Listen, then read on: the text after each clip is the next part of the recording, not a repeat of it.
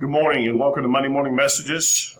Certainly we have been covering a lot of ground in a very short period of time. School seems like it's been ongoing for the last, I don't know. Seems like it's just been a transition from last semester to this semester. So therefore, obviously we've had a lot going on and so much so fast with the common lesson plans, modules being pushed. Certainly you guys are doing an amazing job of getting that information to us.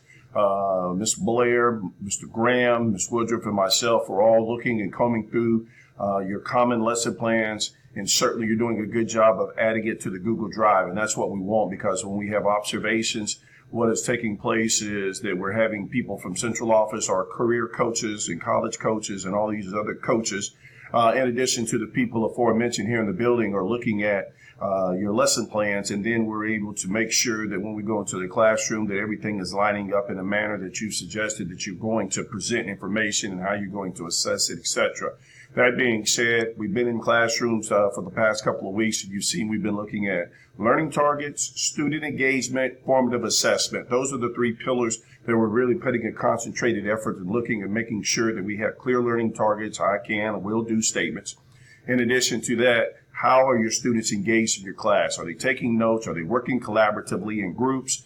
Is it a student-led group? Are you facilitating? Are you doing straight lecture for half of the class period, the whole class period, PowerPoint, etc.? And of course, we want to get away from just lecture. And we know AP courses is a different kind of flavor, if you will, and they're going to be more lecture heavy.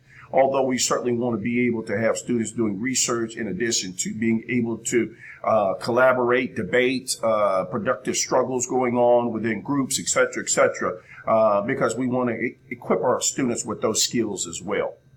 Moving fast forward, this week is going to be committed to ninth grade Scantron Performance Series. Ms. Blair has done an amazing job of getting all of that set up in addition to Ms. Downer.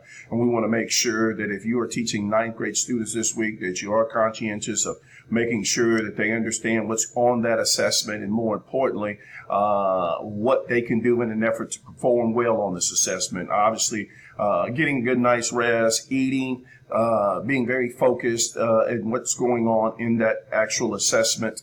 And don't take it lightly. Certainly, we want to make sure that we do our best. That is a part of our A through F report card, believe it or not. So we want to make sure that our students do well. Also, tomorrow starts College and Career Night. It's going to be an amazing event, 5:30 to 7 o'clock, grades 9 through 12. Again, as I mentioned previously, we've had 15 or better, or more, should I say, colleges that have committed to being here. Certainly, we've had people from the workforce industry to be here, in addition to trade schools, Lawson State, Jeff State, Walker Junior College, et cetera. So what we're providing is a wonderful opportunity for our students to be exposed to the trajectory pathways, the career pathways that they have, in fact, chosen through the academies. And we'll talk more about the academies a little later on. That being said, from 7 to 8 o'clock is the financial aid piece, and it's important that we communicate that as well, because oftentimes our students don't know that they can go to school, that they don't need a bucket of money set aside, or they have to work to pay their way through school. There are grants, there are scholarships, even student loans. Got to be careful with those if you're like me. But at the end of the day, you still want to make sure that we are providing information to our students if they want to go to college and they met the criteria, that they have options, and we want to make sure that they understand what those options are. Moving fast forward, Educate Alabama, everybody should have their self-assessment completed in Educate Alabama. You should have already connected myself, Ms. Woodruff, or Mr. Graham as your primary and secondary evaluators. In addition to that, we want to make sure that you've chosen 2 PLPs, or should I say 2 indicators for your PLP.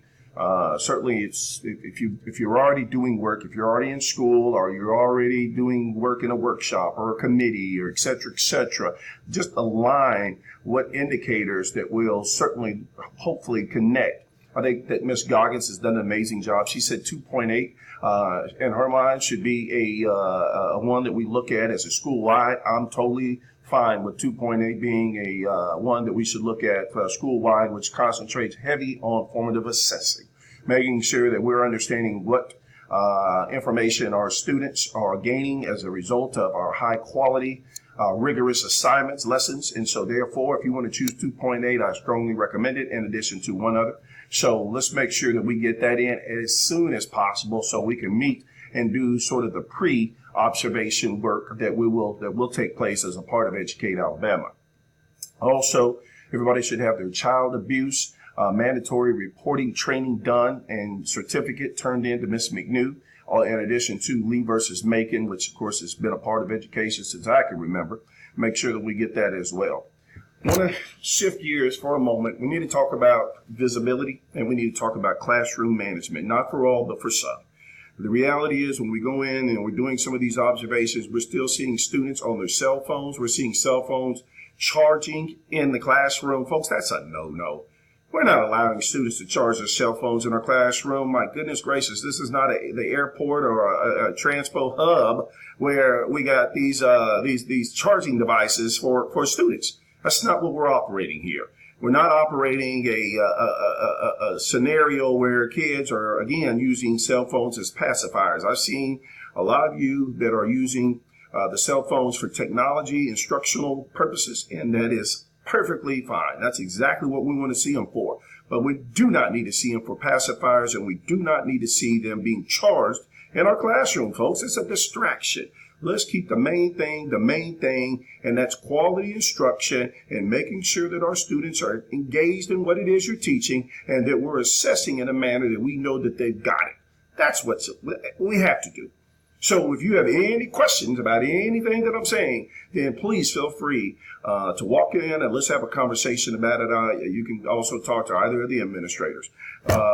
Moving fast forward, again, kids coming from different classes to the lunchroom, folks are still trying to teach, and your classes are going sometimes unmonitored. They're loud, they're cutting up. And teachers can't even teach because your kids are coming down the hallways like they've just been let out of the zoo. Folks, monitor your kids. Tell them about what proper etiquette is when they transition to your lunch. Also, be outside your classrooms, making sure that the kids that are just kind of, talking or hovering around, loitering, get them to class. Hey, folks, it's going to get to class. It's going to get to class. That's all you have to say, and let's keep it moving. Earbuds, cell phones, and transitions. Let's go ahead and make sure that we're monitoring those as well. Dress code. Girls or guys shouldn't be out of dress code for 3 or 4 blocks, and then all of a sudden we see them in cafeteria and think to ourselves, how did this get by us for 3 blocks or 4 blocks? Put your eyes on it. If it's shocking to the conscience, that means we need to clean it up. And it's just that simple. Other than that, I think everything else is going well. I think, again, the school year is off to a tremendous start. And as I made mention, that it is a wonderful, wonderful time to be an Indian. And we need to make sure that we're continuing to ramp up our efforts and making sure that we're providing the absolute very best for our students. That being said, here at Pinson Valley, as you know what I'm about to say, we're going to continue to promote achievement, respect, and success. Do have a blessed week.